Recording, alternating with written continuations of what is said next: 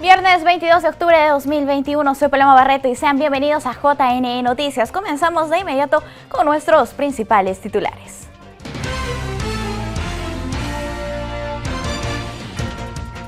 JNE, OMPI y RENIEC informaron imposibilidad de realizar elecciones primarias para comicios regionales y municipales. Sepa qué es la reserva de denominación de los partidos políticos y cómo se tramita ante el JNE. Jurado Electoral Especial proclamó resultados del Distrito de la Libertad por revocatoria.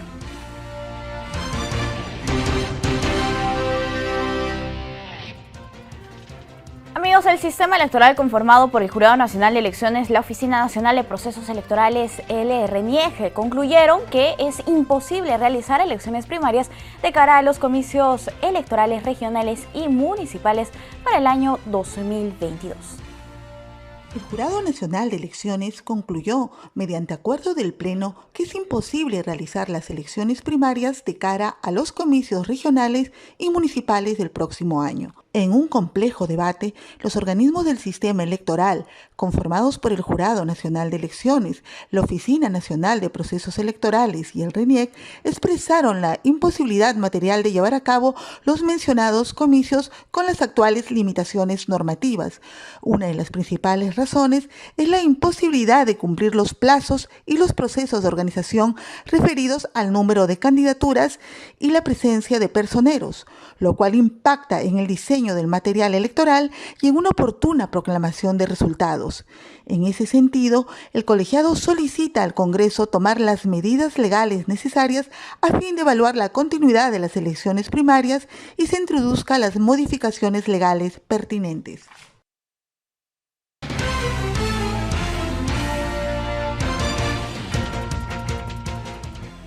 Amigos, precisamente sobre este tema tenemos una entrevista. Nos encontramos con Alexandra Marayano, y es asesora de la presidencia del Jurado Nacional de Elecciones. ¿Cómo está, doctora? Bienvenida, muy buenos días. Doctora, ¿cómo está? ¿Me escucha? Muy buenos días. Buenos días, sí te escucho. Sí, ¿qué tal? Qué gusto. Doctora, justo acabamos de ver el acuerdo y el comunicado que ha emitido el sistema electoral en su conjunto respecto a la imposibilidad material de realizar estas elecciones. ¿Cuáles son los argumentos del Pleno del Jurado Nacional de Elecciones, de la Oficina Nacional de Procesos Electorales y del RENIEC? Sí, buenos días. Como puedan apreciar, el acuerdo, si bien es cierto, es firmado por los miembros integrantes del Pleno del Jurado Nacional de Elecciones, es luego de un debate y de haber escuchado también a los jefes nacionales de OMPI y de RENIEC. Es decir, es una decisión consensuada, ¿no?, que ha sido alimentada también por la información de los técnicos que tenemos en el caso del Jurado Nacional de Elecciones, que son personas con mucha experiencia en diversos procesos electorales, y que han considerado que las elecciones primarias en el escenario en que nos encontramos es imposible debido a que hay algunos vacíos que la norma no ha establecido, ¿no? Hay que recordar en qué consisten las elecciones primarias. Es un proceso que se da en la mitad de las elecciones regionales y municipales del 2022 y que no solo implica que los afiliados de los partidos políticos van a votar, sino que todos los ciudadanos en general vamos a emitir nuestro voto el día de las elecciones primarias.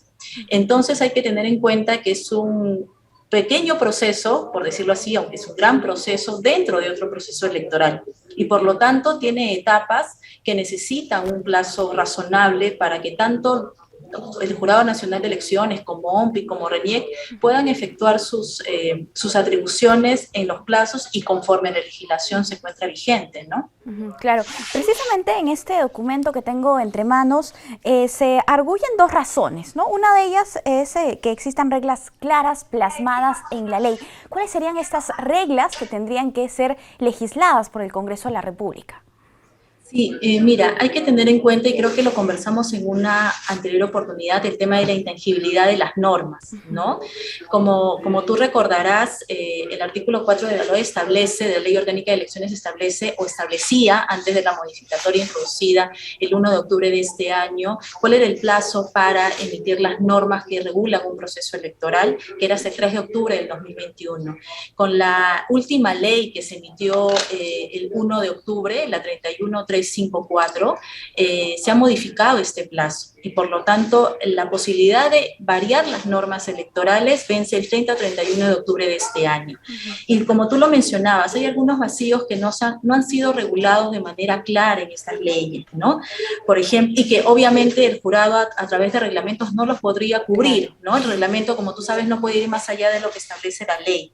Por ejemplo, en las elecciones primarias, ¿qué clase de candidatos elegimos? Elegimos a las cabezas de lista, alcaldes y gobernadores regionales, pero no se establece si hay una cantidad mínima para estas candidaturas individuales. Puede ser que un partido político presente 10, ¿no? 10 candidatos o muchos más. No hay un límite que se establezca en las leyes, ¿no? Hay un vacío en cuanto a la elección del vicegobernador.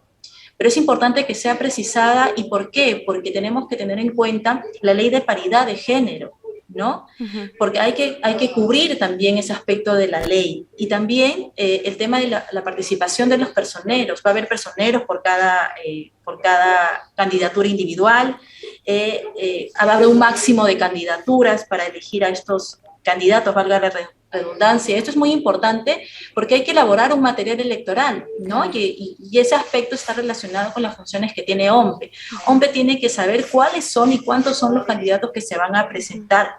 Además, también hay aspectos que no se han regulado. ¿Qué pasa si hay nulidades en ese marco de las elecciones primarias, actas observadas, que es una función jurisdiccional que nos compete a nosotros como el máximo tribunal electoral? Entonces, hay aspectos que no están regulados en la ley. Sí. Y que tampoco pueden ser tratados en un reglamento porque, como ya mencioné, no pueden ir más allá de esto. Claro. Entonces sí encontramos algunos impedimentos, ¿no? Hay que tener en cuenta que, como lo mencioné al inicio, en las elecciones primarias es un proceso que se realiza con la participación de todos los ciudadanos y que involucra, por ejemplo, calificación de candidatos, tachas, fiscalización de declaraciones juradas de hoja de vida, que tienen que hacerse en un tiempo prudencial, tal como se utiliza en unas elecciones regionales y municipales. Entonces, los tiempos, por así decirlo, tienen que calzar, ¿no? Recordemos que el vencimiento para la presentación de lista de candidatos es el 14 de junio del 2022. Eso implica que hasta esa fecha o hasta antes de esa fecha, las elecciones primarias tienen que haber sido resueltas en su totalidad, con las nulidades, observaciones y todos los aspectos propios de un proceso electoral. Claro, y precisamente en ese sentido va la segunda razón, ¿no? Que los plazos establecidos tampoco serían los prudentes para que se desarrolle con normalidad el proceso. Otra de las cosas que busca el Jurado Nacional de Elecciones y, en fin, el sistema electoral es garantizar la debida impartición de justicia electoral y la fiscalización de cada etapa. ¿Cómo se garantiza esta? Efectivamente, como lo mencioné, ¿no? Hace un momento, las elecciones primarias, y lo voy a recalcar siempre, es un proceso electoral dentro de otro proceso electoral, lo cual implica una serie de actos que tienen que realizar los organismos electorales. En el caso del Jurado Nacional de Elecciones, lo que tú mencionabas, el tema de la fiscalización, ¿no? El tema de tener las etapas previamente ya establecidas en un cronograma electoral. Entonces, nosotros, la Ley Orgánica de Elecciones establece ciertos plazos para realizar ciertas actividades, ¿no es cierto? La interposición de tachas, actas observadas, nulidades, que eso también debería replicarse en unas elecciones primarias, pero si no contamos con un tiempo razonable para hacerlo, que ha sido evaluado por los técnicos del Jurado Nacional de Elecciones y de los organismos electorales en su complejidad, no se podría lograr lo que el jurado ha proclamado siempre, ¿no? Fortalecimiento de las organizaciones políticas y dar un trato justo también a estas en el marco de unas elecciones primarias, ¿no? Y también de los candidatos, ¿no? Que tienen que ser proclamados a tiempo para poder ser parte de unas elecciones regionales y municipales. Bien, ahora, no se realizarían las primarias en caso el Congreso vea por conveniente, ¿no? Este es un comunicado que ha brindado el sistema electoral y ahora definirá finalmente el Congreso de la República. Sin embargo, si no se realizan las elecciones primarias, tendrían que realizarse unas elecciones internas. ¿Cómo tendrían que ser estas? Sí, precisamente, ¿no? nosotros, y hablo como el Jurado Nacional de Elecciones y el sistema electoral, a través de este acuerdo y a través de este comunicado, han comunicado al Congreso la imposibilidad de realizar estas elecciones primarias. Pero el jurado siempre ha estado comprometido con el fortalecimiento de la democracia interna, con el fortalecimiento de los partidos políticos y de los movimientos regionales y de las coaliciones políticas en general, lo cual implica que en el caso de no realizarse tendríamos que tener elecciones internas fuertes, ¿no? Que precisamente fortalezcan estos aspectos, ¿no? de las organizaciones políticas, unas elecciones internas en que se respete la voluntad, ¿no? En este caso puede ser de los afiliados. Eso es un tema que el Congreso tiene que tener en cuenta, ¿no? El tema de fortalecer las organizaciones políticas y a través, ¿no? de estas elecciones internas que son tan importantes, ¿no? que vendrían un tanto a suplir las elecciones primarias que, como ya lo he mencionado, es organizativamente imposible de realizar por los vacíos y por los plazos tan breves con los que contamos para unas elecciones regionales y municipales, ¿no? Y hay que tener en cuenta, si me permites mencionar, que las elecciones primarias es parte de una reforma electoral, ¿no? Pero que no se aplicaron, fueron suspendidas para las elecciones generales del 2021. Entonces, sería la primera oportunidad para aplicarlas en estas regionales y municipales, pero como hemos visto y como han dado cuenta los técnicos y como han dado cuenta el propio sistema electoral, es imposible de realizar en estas condiciones en las que nos encontramos. Bien, asimismo, este comunicado que ha emitido el sistema electoral dice de la siguiente manera, ¿no? Desea dejar en claro que no comparte las modificaciones que el Congreso viene debatiendo referidas a otros puntos del texto sustitutorio. ¿Cuáles serían estas modificaciones? Sí, como se recordará, el día de ayer en el Pleno del Congreso se debatió justamente un texto sustitutorio que no ha sido totalmente votado, me parece que está en un cuarto intermedio, y que precisamente implica una serie de modificaciones que a lo mejor no van en concordancia con lo que el jurado y el sistema electoral siempre han pregonado, que es el tema del fortalecimiento de las organizaciones políticas, un tema, por ejemplo, de las elecciones internas, ¿no? Que hay que fortalecerlas para permitir la participación, en este caso, como repito, de los afiliados o de contar con unas elecciones internas que realmente reflejen la voluntad, ¿no? Al momento de elegir, ¿no? Y hay muchos aspectos que pueden ser modificados, incluso este texto sustitutorio también puede ser modificado porque, como te mencioné, el plazo de la intangibilidad se ha estirado un poquito más, ya pasó el 3 de octubre, sino que a raíz de la ley que te comenté, ahora las modificaciones pueden darse hasta el 30 o 31 de octubre. Entonces estamos a la expectativa de qué es lo que ocurrirá en este plazo y cuáles son las modificaciones que se van a impartir en un proceso electoral que como tú también conoces, cada vez que hay un proceso electoral se modifican las normas. Claro. ¿No? Y entonces también eso es algo en que hay que reflexionar un poco, porque eso implica que el sistema electoral tiene que cambiar un poco su estrategia, su estructura, y tiene que cambiar un poco las funciones, las actividades que realiza, porque definitivamente hay cambios que se presentan hasta el último momento, ¿no? Claro que sí, listo. Entonces estaremos atentos a lo que ocurre en el Congreso de la República. Todavía existe el plazo para hacer estas modificaciones. Doctora, muchísimas gracias por acompañarnos. A usted, muchas gracias. Listo, ha sido un gusto conversar con usted. Amigos, hemos hablado sobre este comunicado del sistema electoral al Congreso de la República sobre la dificultad para realizar las elecciones primarias con miras a las elecciones regionales y municipales 2022. Vamos a continuar con el desarrollo de la información electoral aquí en JN Noticias. La inscripción de una agrupación política ante el registro de organizaciones políticas del JN se inicia previamente en la Unidad Orgánica de Servicios al Ciudadano. Así lo recordó la coordinadora de gestión documental Magdalena Calderón a los ciudadanos que desean participar democráticamente en los asuntos públicos del país. La coordinadora de gestión documental de servicios al ciudadano, Magdalena Calderón, señaló que se deben cumplir una serie de pasos para solicitar la inscripción en el registro de organizaciones políticas, pues todo colectivo ciudadano que aspire a inscribir a un movimiento político debe adquirir antes el certificado de reserva de denominación ante la referida oficina del JNE o sus oficinas desconcentradas en el ámbito nacional. Todas las organizaciones políticas, ya sean partidos políticos de alcance nacional o movimientos regionales de alcance regional, antes de poder iniciar el proceso de inscripción ante la Dirección Nacional del Registro de Organizaciones Políticas, tienen que haber tramitado previamente ante la Oficina de Servicios al Ciudadano el procedimiento de formularios y reserva de denominación. Este procedimiento es lo que antes se encontraba a cargo de la OMPE y lo conocíamos como kit electoral.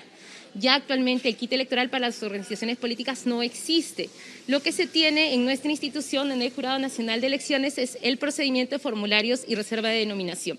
Este procedimiento le permite a la organización política, durante el periodo de un año, poder tener el derecho de reserva de su denominación.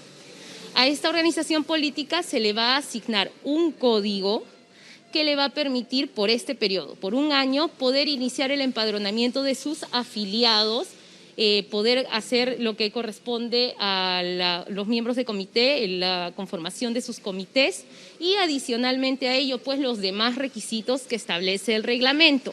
Un requisito importante es que el solicitante no debe contar con multas electorales pendientes de pago, ni estar afiliado a una organización política con inscripción vigente. Tampoco debe poseer un certificado de reserva de denominación vigente y no tener suspendido el ejercicio de ciudadanía. Además, debe anexar 2 declaraciones juradas.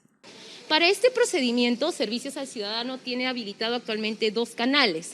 Uno es el canal virtual a través de nuestra mesa de partes virtual y el otro canal es el canal presencial a través de nuestra mesa de partes. Es en estas ventanillas las que nosotros en Servicios al Ciudadano, de mesa de partes, recibimos los documentos, las solicitudes, ¿no? ¿Qué es lo que tienen que tener claro mínimamente las organizaciones políticas que deseen iniciar este procedimiento con nosotros? Primero, tienen que tener definida su denominación.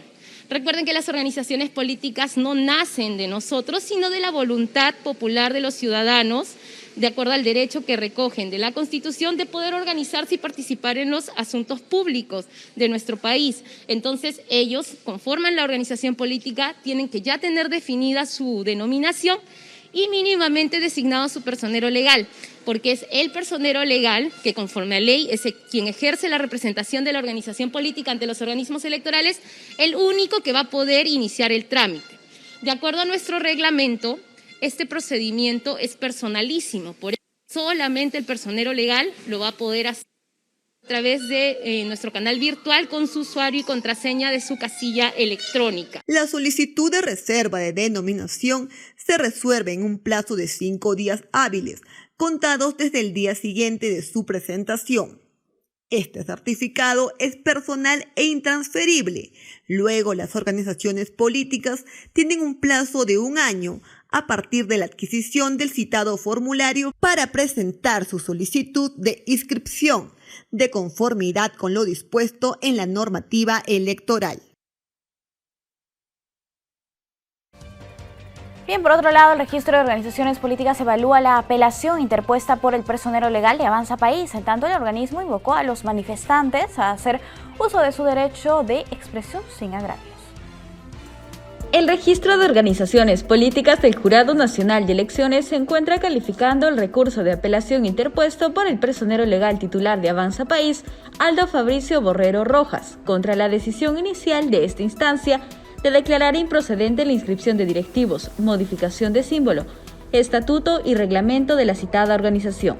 Este recurso de apelación de proceder será evaluado por el Pleno del citado organismo electoral en última y definitiva instancia. Así, el registro de organizaciones políticas evalúa si dicha impugnación recibida el martes último cumple con los requisitos que señala la norma pertinente para su admisibilidad, tales como el pago de la tasa, la firma del abogado y que dicho defensor cuente con colegiatura al día. En tanto, el JNE invocó a los manifestantes a hacer uso de su derecho de libre expresión sin agravios, con respeto a la propiedad y el orden público, y sin tergiversar en las redes sociales y otros medios de comunicación la información concerniente a este caso. Por otro lado, Paul Vizcarra, jefe de las oficinas desconcentradas del Jurado Nacional de Elecciones, recordó que movimientos regionales pueden inscribirse en las oficinas de la entidad con presencia en todo el país con miras a las elecciones regionales y municipales del 2022. El JNE recuerda a los movimientos regionales que aspiran a participar en las elecciones regionales y municipales 2022, inscribirse en las 15 oficinas desconcentradas de la entidad. Según estimó el jefe de estas oficinas, Paul Vizcarra, la fecha límite para hacer el trámite sería la segunda semana de enero. ¿Qué tiene que hacer un movimiento regional para inscribirse o para solicitar una inscripción? El personero legal debe contar con el certificado de reserva de denominación o en su defecto un kit electoral vigente, es decir, verificar que el nombre que están proponiendo para este movimiento regional no se encuentre ya utilizado por otro movimiento regional. Luego de ello deben acercarse a la oficina desconcentrada y solicitar señalamiento de fecha y hora para presentar la solicitud de inscripción de la organización política. De presentarse alguna observación, esta deberá subsanarse en el plazo de 2 días hábiles, refirió Paul Vizcarra. Por otro lado, la documentación de los movimientos regionales es derivada al RENIEC para la verificación de firmas, así también a la Dirección de Fiscalización del JNE para verificar su funcionamiento. Que el Jurado Nacional de Elecciones está cumpliendo con su deber constitucional conforme a ley. Eso es lo que está haciendo el Jurado Nacional de Elecciones y lo ha hecho en la elección general de abril de este año y lo va a hacer también en la elección de los movimientos de las regiones y de los municipios en octubre del año 2022. Que la ciudadanía confíe en el Jurado Nacional de Elecciones porque estamos trabajando de manera seria para cumplir con este deber constitucional que tenemos en todo el territorio del país. Cabe recordar que entre los requisitos para lograr el registro se encuentra la presentación del acta de fundación del movimiento regional, la declaración jurada de los fundadores, los libros de actas de comités, el padrón de afiliados, entre otros. Bien, el Jurado Electoral Especial de Lima proclamó los resultados de la consulta popular de revocatoria del 10 de octubre en el Distrito de la Libertad, Ancash, ratificando la continuidad del alcalde y revocando a los 5 regidores de dicha jurisdicción. Continuando con la proclamación de resultados de la consulta popular de revocatoria de manera virtual, en audiencia pública el Jurado Electoral Especial de Lima proclamó los resultados oficiales del Distrito de la Libertad en Ancash, ratificando la continuidad de su alcalde. Proclamación de resultados de la consulta popular de revocatoria. Este Jurado Electoral Especial, en ejercicio de la función establecida en el literal G del artículo 36 de la Ley 26.486, Ley Orgánica del Jurado Nacional de Elecciones, proclama que en la consulta popular de revocatoria del mandato de autoridades municipales 2021, realizada el domingo 10 de octubre de 2021, en el Distrito de la Libertad, provincia de Huaraz, departamento de Ancash, las autoridades sometidas a consulta popular obtuvieron el siguiente resultado. Autoridad: Gilberto William Picón Jamanca, cargo alcalde distrital. Resultado de la consulta popular de revocatoria 2021, autoridad no revocada. Autoridad: señor Inocente Alex Guillén Pineda, cargo regidor distrital. Resultado de la consulta popular revocatoria 2021, autoridad revocada. Autoridad: Jesús Mavilón Intileón, cargo regidor distrital. Resultado de la consulta popular de revocatoria 2021, autoridad revocada. Autoridad: Hernán Patiño Guane García, cargo regidor distrital. Resultado de la consulta popular revocatoria 2021, autoridad revocada. Regidor distrital: señora Vilma Marlene Vargas Giraldo. Resultado de la consulta popular revocatoria 2021, autoridad revocada. Regidor: Julio Félix Juan de León. Resultado de la consulta popular revocatoria 2021, autoridad revocada. Observaciones. La presente proclamación solo puede ser apelada con la finalidad de que se declare la nulidad bajo un sustento numérico. En consecuencia, consentida o ejecutoriada que sea la presente acta, se emitirá la resolución de conformación del Consejo Municipal Distrital y se procederá a la entrega de credenciales a los accesitarios que asumirán los cargos municipales correspondientes para completar el periodo 2019-2022. Cabe recordar que en el distrito de La Libertad no se revocó el alcalde por solo un voto a su favor del total, dándole el pase a continuar en el sillón municipal. Sin embargo, sus 5 regidores no corrieron la misma suerte al ser revocados por los ciudadanos. En esa línea, debido a que no se presentó apelación al resultado, se procedió a proclamar el mismo al 100% de las actas remitidas por la OMPE. Finalmente, el presidente del Jurado Electoral Especial de Lima, Víctor Lasarte, agradeció la participación de la ciudadanía en la consulta. Para felicitar a todos y cada uno de las personas que con su esfuerzo han colaborado para que estas justas electorales se desarrollen de la mejor manera. Llegan a su fin y es así que en esta oportunidad estamos proclamando los resultados de la consulta popular o de la consulta de revocatoria de autoridades locales en el Distrito de La Libertad.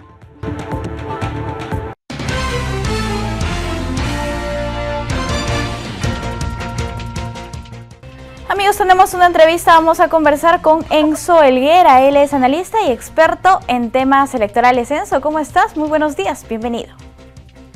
Paloma, qué gusto saludarte aquí una vez más para poder tocar aquellos temas electorales que tanto le interesan a la población. Efectivamente, Enzo, por favor, primero hablemos de los tipos de financiamiento que existen en nuestro país a las organizaciones políticas.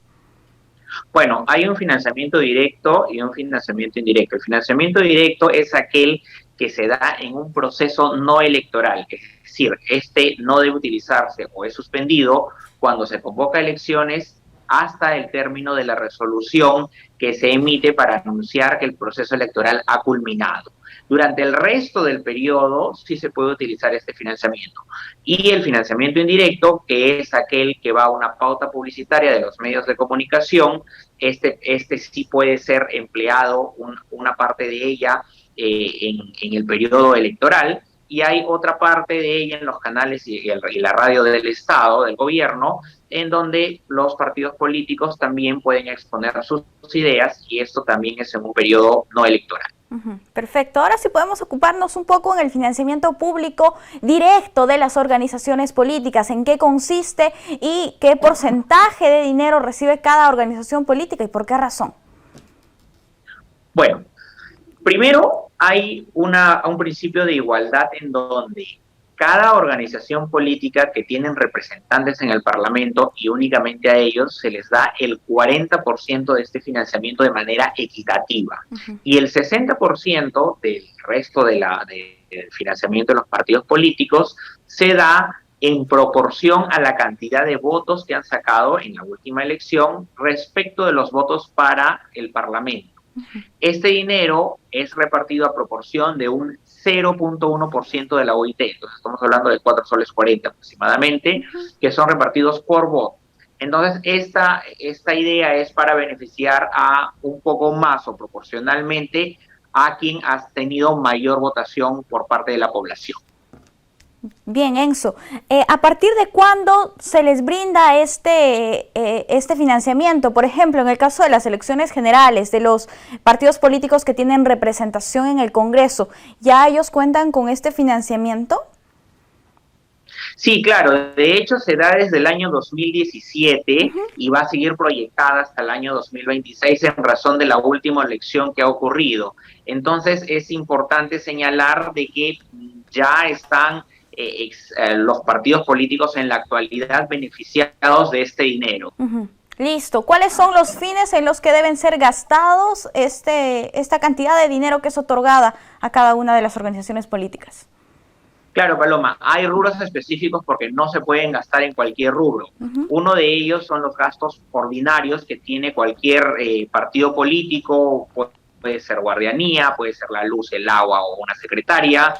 Por otro lado, también investigación. Entonces pueden, por ejemplo, financiar una encuesta o algún otro tipo de investigación para saber qué requiere la población en la demanda acerca de los partidos políticos o cualquier otro tema de interés nacional para fortalecer evidentemente aquellos objetivos. También puede ser utilizado en capacitación y formación, con la finalidad que el grueso de la militancia sea beneficiada y con ello fortalecer los partidos políticos, que es el objetivo general de este financiamiento público. Y como lo mencionaba Enzo, no puede ser utilizado para otros fines y tampoco en campaña electoral, ¿verdad? Sí, por supuesto, y es allí donde hay un ejercicio de fiscalización, porque si esto es burlado o si es utilizado con el pretexto de, por ejemplo, camuflar una capacitación y al final beneficiar a un político o a alguien de la opinión pública que vaya a traer votos en un periodo electoral, evidentemente ese no es un objetivo y habrá una responsabilidad pecuniaria, por lo cual tienen que ser responsables los partidos políticos, porque justamente sería inversamente proporcional al objetivo de este financiamiento, porque si la población ve que están haciendo mal uso del dinero, obviamente va a generar un objetivo diferente y una desafección de la población con los partidos políticos. Sí, es preciso señalar, Enzo, que la Oficina Nacional de Procesos Electorales es la encargada de recibir los informes del gasto, ¿no? En ese sentido, recientemente se ha tenido un informe periodístico que los partidos políticos habrían usado estos fondos otorgados por el Estado para maestrías o consultorías. ¿Estamos hablando de algo ilegal o qué es lo que dice la normativa finalmente? Bueno, si por ejemplo se comprueba, porque evidentemente eso está en investigación, pero si se comprueba que la consultoría fue utilizada para que una persona en un periodo electoral salga públicamente y apoya a un partido político, evidentemente este no es el fin y podría la OMPE hacer la denuncia ante el Ministerio Público y exigir que se retorne el dinero. Es evidentemente importante también señalar que la norma por sí sola falta perfeccionar, porque algunos temas pueden ser ilegales y otros no éticos. O, por ejemplo, que un partido político utilice un periódico y lo pase como un tema de capacitación. En realidad, allí uno no puede corroborar si la capacitación está surgiendo efecto o no y si al final termina siendo más una propaganda electoral. Entonces, ahí hay muchos temas que pulir, pero sí terminan siendo faltas legales. Y en otros casos, si solamente vas a capacitar a las cúpulas del poder y no a la militancia, eso termina siendo antiético. No ilegal, pero sí poco ético, porque fortalecer a los partidos políticos, el objetivo es fortalecer a la militancia o al grueso de la militancia o representantes de los partidos políticos, más que las cúpulas partidarias que sabemos que financieramente pueden pagar estudios y formaciones o maestrías. Claro. Hay que revisar también cuáles son las competencias de la OMPE en este momento, si tiene los instrumentos legales para realizar un control riguroso o si es que todavía desde el legislativo se podría dar más facultades para que ésta pueda cumplir una labor más minuciosa y finalmente se eviten este tipo de inconvenientes, ¿no? Claro, de hecho sí se necesita tener mayor instrumento porque la norma por sí sola no tiene algunos mecanismos que podrían de pronto castigar un poco más severamente a los partidos políticos para que haya la presión de gastar el dinero en los rubros en los que corresponde. La presión se ha hecho ya desde los medios de comunicación y con esta fiscalización, pero no es suficiente. Y obviamente ahora hay otro problema, que quienes finalmente aprueban son muchos de los partidos políticos que ya están siendo beneficiados de este dinero. Entonces allí va a ser necesaria una labor cívica, una labor civil y que se impulse también desde la participación ciudadana, porque es dinero del impuesto de todos los peruanos, entonces no pueden tener un cheque en blanco o con normas muy flexibles para ellos. Definitivamente, este tiene que ser muy bien fiscalizado, además, y por qué no desde el legislativo impulsar como indicas. Enzo, nosotros estamos muy agradecidos contigo por acompañarnos aquí en JN Noticias. Como siempre, un gusto, Pablo. Cuídate, hasta una próxima oportunidad. Amigos, hemos hablado sobre el financiamiento público directo que otorga el Estado a las organizaciones políticas. Vamos a hacer una brevísima pausa. Volvemos.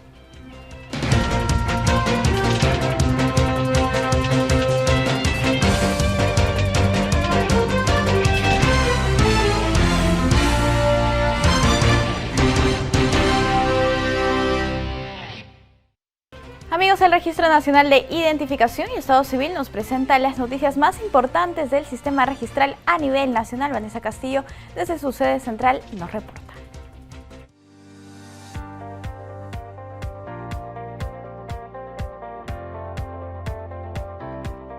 Hola, esta es la central informativa del RENIEC. Bienvenidos a esta nueva edición. Aquí van los titulares.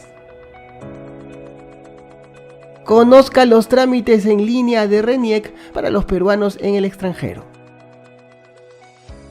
Cientos de pobladores asistieron a la campaña de acceso a la identidad en el distrito de Cañaris, en Ferreñafe. Entrevista a registradora cesante que trabajó 45 años en coordinación con RENIEC para visibilizar derechos de la mujer en su comunidad. El pasado lunes 18 de octubre, el Ministerio de Relaciones Exteriores organizó una ceremonia por el Día de los Peruanos que residen en el exterior, en la que participó la jefa de RENIEC, Carmen Velarde. La doctora Velarde hizo énfasis en los servicios que brindan las entidades públicas y la cercanía que hay que tener con los peruanos en el extranjero. Uno de los primeros puntos que logramos elaborar para servir a los peruanos es que el aplicativo de DNI biofacial, que nos permite renovar el DNI que ya se encuentra caduco y hacerlo con reconocimiento facial, pueda ser lanzado para su uso en el extranjero. Ahora los peruanos pueden renovar su DNI también, pagando a través de una tarjeta Visa y recibiendo el documento nacional de identidad en 18 consulados, mayormente ubicados en los Estados Unidos, en Argentina, en Chile también, en Japón, puede recogerlo en Tokio, por ejemplo, en Francia. La jefa de RENIEC habló también sobre cómo lograr que los registros civiles inscriban en línea en los consulados. Esto implica ya no manejar las actas de manera manual, donde el agente consular se encontraba, podía llenar cada una de las actas y luego las enviaba acá. Hemos tenido el caso, por ejemplo, que requerimos las actas de defunciones que se han inscrito, las requerimos rápido para el cierre del padrón.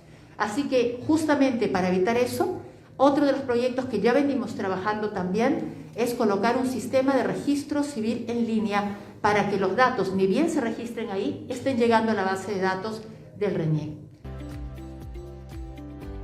RENIEC, en coordinación con la Municipalidad Distrital de Cañaris, llevó a cabo esta campaña con la finalidad de documentar a los pobladores del distrito. La visita se realizó entre el pasado 13 y 14 de octubre y se pudo gestionar trámites de acceso a la identidad como inscripciones de DNI por primera vez, renovaciones, duplicados y rectificación de datos.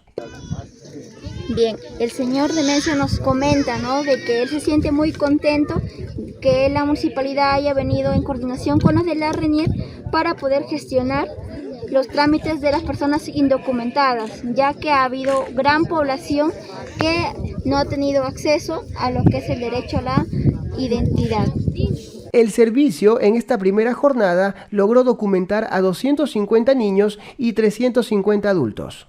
Se logró una vez más vencer las barreras geográficas y darle el derecho principal a cientos de pobladores del distrito de Cañaris.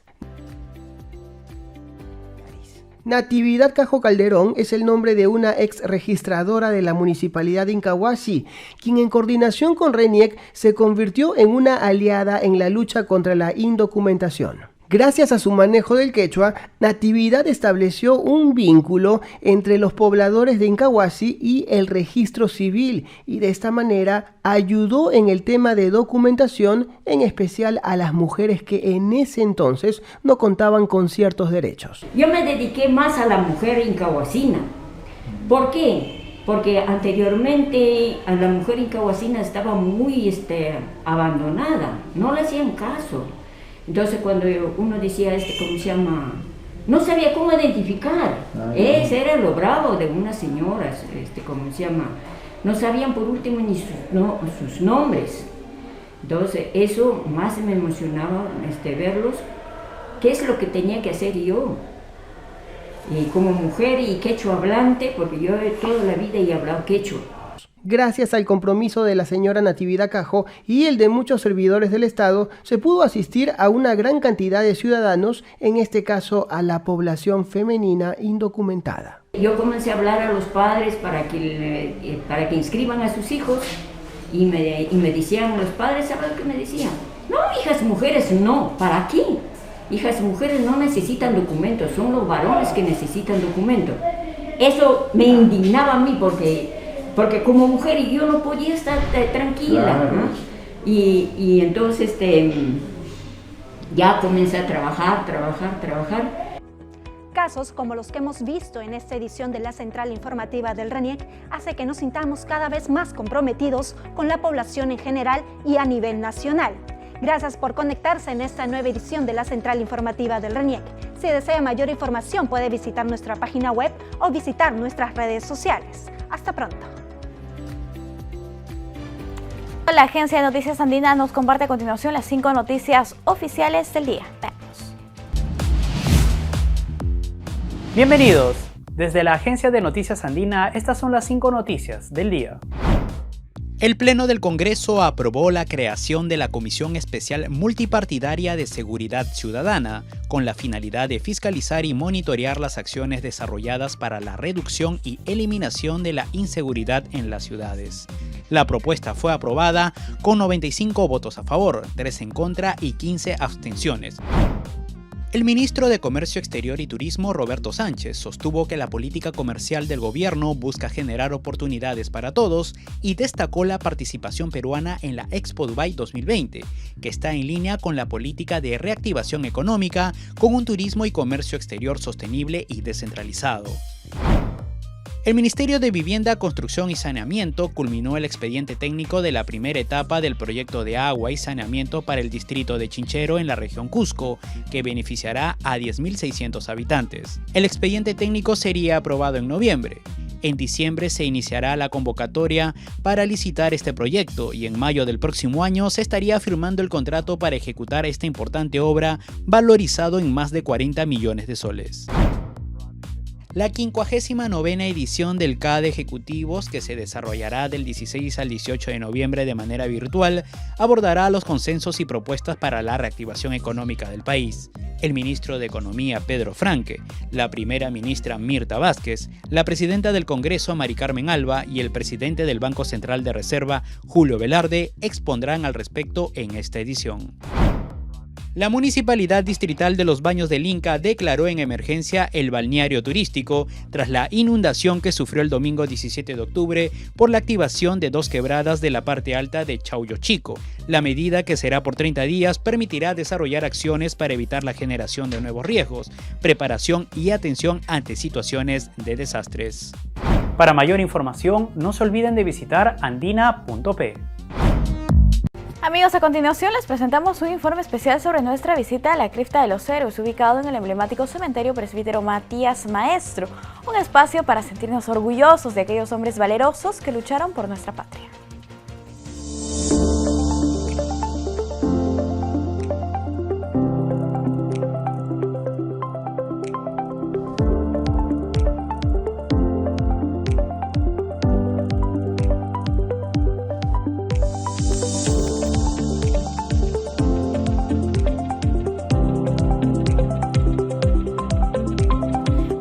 Es momento de la entrevista, nos encontramos al interior de la Cripta de los Héroes y hoy vamos a conversar con la guía oficial de la Beneficencia de Lima, se trata de Wendy Barchi.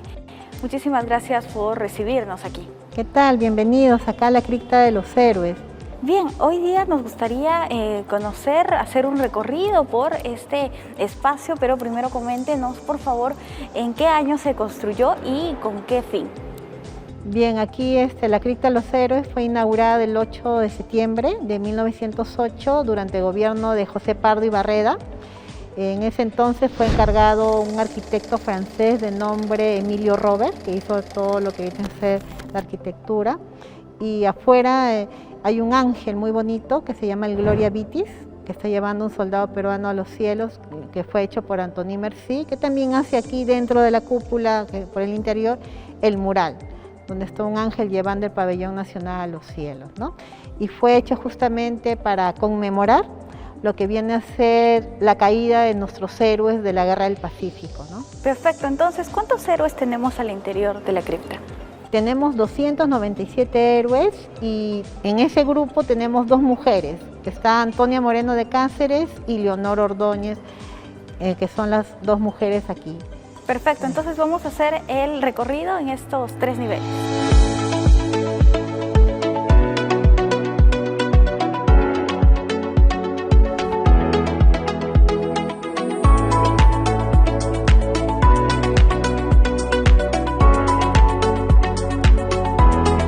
Entonces la cripta tiene 3 niveles, ahora nos encontramos en el primero. ¿A quiénes encontramos aquí? Bien, en el primer nivel hay solamente 2 personajes. Vamos a ver aquí primero a Francisco Bolognesi, que va a representar todo lo que es el tema de batallas. Él falleció el 7 de junio de 1880.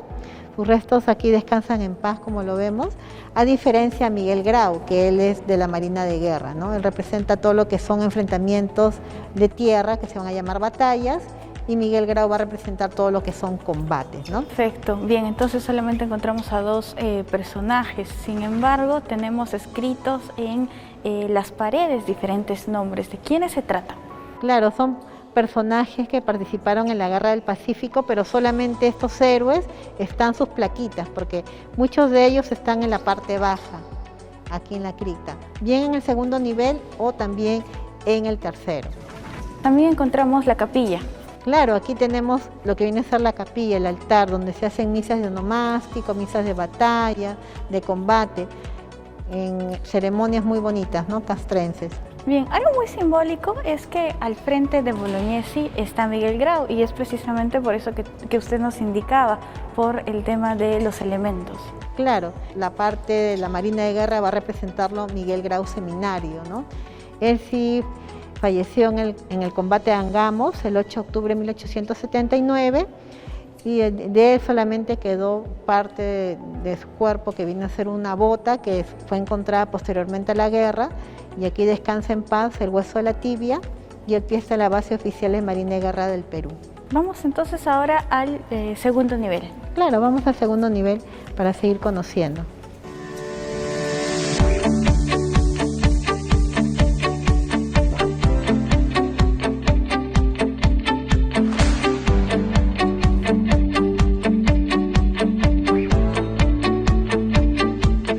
Segundo nivel, ¿a quiénes encontramos? Aquí vamos a ver muchos héroes que participaron en la Guerra del Pacífico, porque fue un periodo largo, pues del año 1879 a 1883 vamos a encontrar muchos soldados desconocidos que están en 5 fosas comunes, que lo vas a ver en cada uno de los lados de acá del segundo nivel. Vamos a encontrar de la batalla de Tarapacá, Angamos, San Juan, Chorrillos Miraflores, Tacnarica, Huamachuco, San Pablo.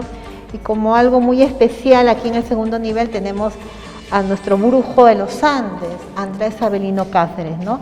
Ya que como él fue presidente del Perú, lo encontramos en la parte central como algo especial. Tanto Cáceres como Bolognesi y Miguel Grau tienen un tamaño de sarcófago especial. Por aquí también tenemos una curiosidad dentro de aquí del segundo nivel, que va a ser un sacerdote, mira. Justamente en las batallas acompañaban siempre un sacerdote, un padrecito para dar los santos óleos, y nunca se supo su nombre, y como estaba con la túnica puesta, le colocaron un sacerdote, ¿no? Y en la parte inferior tenemos 2 iniciales, TH. ¿Qué significa? Hasta el momento no se sabe a quién pertenecen estos restos de este soldado desconocido, y tal como se le encontró bordado en el uniforme, también se le colocó así en la lápida, ¿no? Perfecto. Aquí en la parte inferior dice Tarapacá y Angamos. Inicialmente usted nos comentaba que eran fosas comunes. Claro, son fosas comunes donde colocaban los restos de nuestros héroes desconocidos que se encontraban en el campo de batalla, y al no saber sus nombres se los han colocado aquí, ¿no? Juntos. Vamos a pasar al tercer nivel a conocer. Vamos por ahí.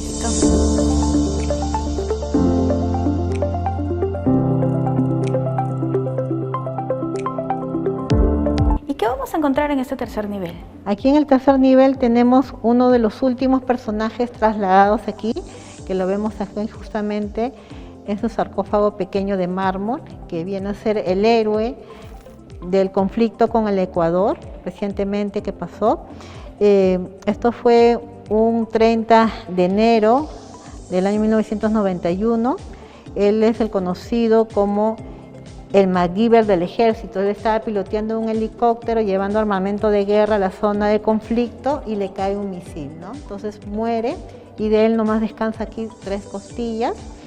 y su esposa, al quedar viuda con sus 2 hijitas, juró ante su lecho de muerte que se iba a convertir en abogada para que entre sus restos aquí en la cripta de los héroes, a pesar que no forma parte de la Guerra del Pacífico, ¿no? Entonces, ¿qué deciden incluir sus restos aquí? Porque ella lo vio como a su esposo como un héroe, entonces que tenía que tener esos honores, entonces ella hizo todo ese proceso, ingresó justamente el 29 de enero del año 2019 durante el gobierno de PPK, y vemos 3 rositas, una de ellas representa a su esposa del héroe y a sus 2 hijas, ¿no? Tenemos 27 sarcófagos, destacando Leoncio Prado, está Pedro Ruiz Gallo, Alfonso Ugarte, tenemos también a Melitón Carvajal, ¿no? Entre otros. Pero aquí justamente tenemos a las 2 mujeres, que vienen a ser Antonia Moreno de Cáceres, esposa de Andrés Avelino Cáceres, y Leonor Ordóñez, ¿no? También hay 8 placas, a un lado y al otro, suman 16 placas con una larga relación de héroes que faltan ser traídos acá. Y tenemos 8 nichos vacíos esperando, ¿no? Que la familia, que a alguno de sus familiares sido héroe de la Guerra del Pacífico le hagan el traslado correspondiente, ¿no?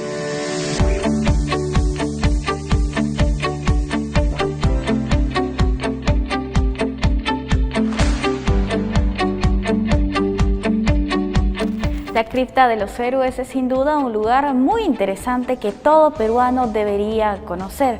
Por favor, ¿podría hacer la invitación a que vengan a visitar este espacio?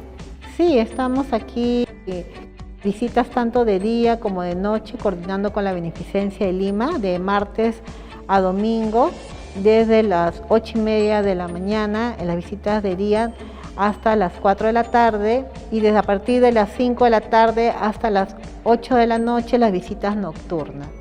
Pueden llamar al 352-6208 o ingresar también a las redes de la Beneficencia de Lima. Perfecto, muchísimas gracias, Wendy. Bien amigos, hasta aquí con la entrevista del día de hoy. Vamos a hacer una pausa, volvemos.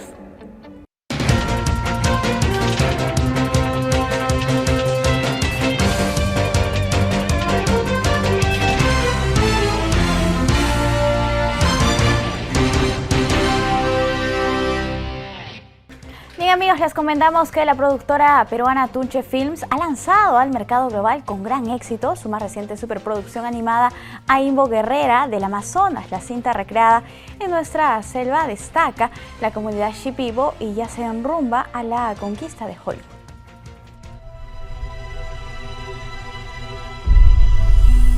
Durante 1000 años, el vínculo entre mis hijos y yo era perfecto. Ahora, la oscuridad amenaza con destruir el Amazonas. Aimbo Guerrera del Amazonas es una superproducción peruana en colaboración con producciones holandesas y estadounidenses que llega por fin a los cines de Lima y provincias este 28 de octubre. Se trata de la película peruana animada más esperada en el cine, donde reflejarán la cultura de la comunidad Shipibo con las aventuras de una pequeña heroína de 13 años que se empodera para proteger las tierras de sus ancestros y librarlas de las fuerzas que amenazan a la selva, guiada por el espíritu de su madre. La mejor cazadora en todo el Amazonas.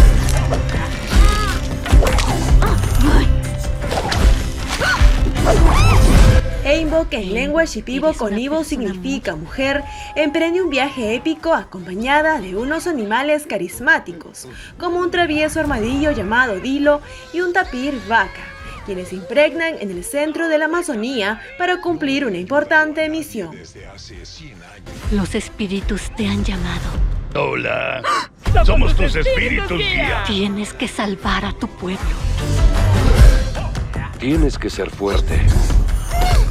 Este largometraje se destaca por combinar aventura, elementos de fantasía y el componente cultural, basándose en mitos y leyendas de la Amazonía peruana con temas universales. The mighty huntress. If we don't hurry, we'll miss the ceremony. I'm leaving now. Then get me down. Down. and never say atoll. La cinta, dirigida por José Celada y Richard Klaus, se realizó con técnicas de animación computarizada que retrata toda la magia, el color, la fauna y flora de la selva amazónica en toda su impresionante diversidad. But remember, you're not her sister. You're not royalty. Aimbo ya se estrenó con éxito en más de 20 países y es considerada como el proyecto peruano de animación más ambicioso hasta la fecha. No te pierdas este 28 de octubre el estreno de Aimbo, la guerrera del Amazonas. Aimbo, la guerrera del Amazonas. Eso no es un abrazo.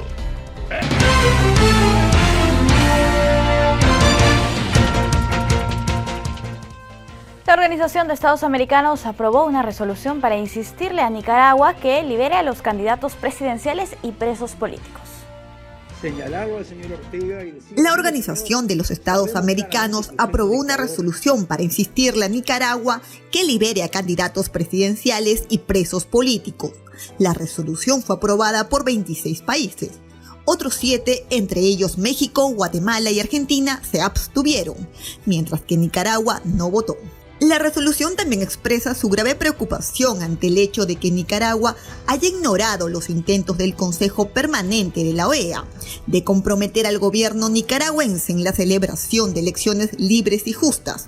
Estados Unidos y otros países han declarado que las elecciones de noviembre en Nicaragua han perdido toda credibilidad debido a la exclusión de partidos opositores en el proceso electoral y al encarcelamiento de varios líderes opositores que pretendían disputarle el poder al presidente Daniel Ortega. En el juego electoral quedan partidos minoritarios y una alianza oficialista encabezada por el gobernante Frente Sandinista, que controla el Tribunal Electoral y todos los poderes del Estado. Por su parte, la Unión Europea impulsó el mes pasado sanciones a la primera dama y vicepresidenta de Nicaragua, Rosario Murillo, y a otros 7 funcionarios acusados de violaciones a los derechos humanos y de atentar contra la democracia. Estados Unidos también ha dictado sanciones contra funcionarios y allegados a Ortega.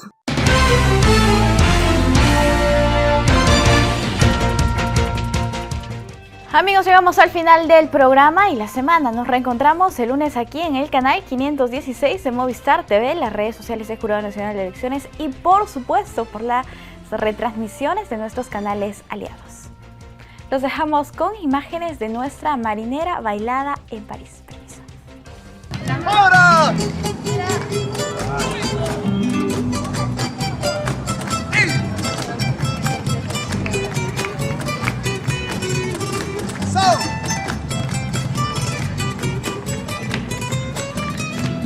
Yo quiero que el mundo vive y al bailar se sienta libre.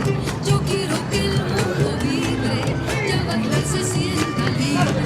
Al compás de mi marinera, que es la danza de las Américas. Los pañuelos griten al cielo el mensaje de mi pueblo. Al compás de mi marinera, que es la danza de las Américas. Los pañuelos griten al cielo el mensaje de mi pueblo. Yo soy